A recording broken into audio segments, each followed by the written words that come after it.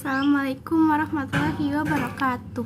Nama saya Ainir Mala dari kelas 11 IPS 2. Ini saya akan menjelaskan tentang teks eksplanasi.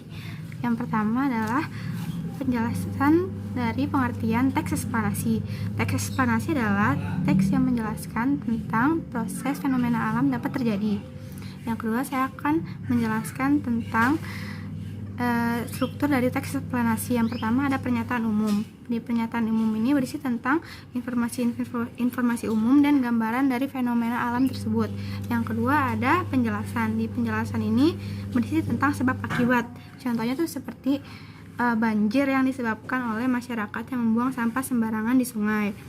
Yang ketiga itu ada kesimpulan. Itu kesimpulannya seperti apa? Di kesimpulan ini tidak wajib, tapi lebih bagus jika ada. Selanjutnya saya akan menjelaskan tentang ciri-ciri dari teks eksplanasi. Ciri yang pertama yaitu bertujuan untuk memberikan informasi mengenai fenomena alam. Yang kedua, berisi pertanyaan seperti apa, mengapa, dan bagaimana. Yang ketiga, menggunakan bahasa yang baku. Selanjutnya saya akan menjelaskan tentang kaidah kebahasaan dari teks eksplanasi. Yang pertama itu menggunakan keterangan cara, menggunakan keterangan waktu, dan ada kata tunjuk. Yang kedua, menggunakan kata istilah seperti kata vulkanik atau kata gempa tektonik, seperti itu. Selanjutnya, menggunakan kausalitas atau hubungan sebab akibat. Selanjutnya, menggunakan kohesi dan konjungsi. Di sini saya akan membacakan salah satu contoh dari teks eksplanasi, yaitu tentang gerhana bulan. Pernyataan umumnya, gerhana bulan adalah salah satu fenomena alam yang sering kita jumpai. Peristiwa alam ini terjadi ketika bulan beroposisi dengan matahari. Tetapi oposisi bulan dengan matahari tidak selalu menghasilkan peristiwa gerhana bulan. Mengapa demikian? Hal tersebut disebabkan oleh kemiringan bidang orbit bulan terhadap bidang ekliptika. Akan saat ketika terjadi perpotongan antara bidang orbit bulan dengan bidang ekliptika, yang kemudian akan menyebabkan munculnya dua titik yang juga dikenal dengan istilah node.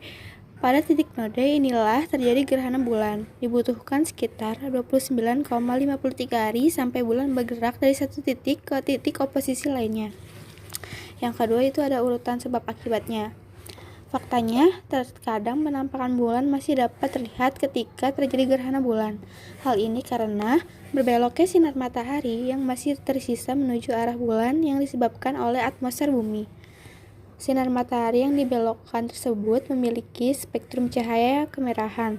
Inilah alasannya mengapa saat peristiwa gerhana bulan, tampilan bulan akan terlihat lebih gelap yang biasanya berwarna merah gelap, jingga atau bahkan coklat. Anda dapat mengamati gerhana bulan dengan mata telanjang tanpa adanya bahaya sedikit pun. Umat Islam yang melihat dan mengamati peristiwa gerhana tersebut disunahkan untuk melakukan sholat gerhana atau sholat kusuf pada saat terjadi gerhana bulan. Yang terakhir itu interpretasi atau kesimpulannya.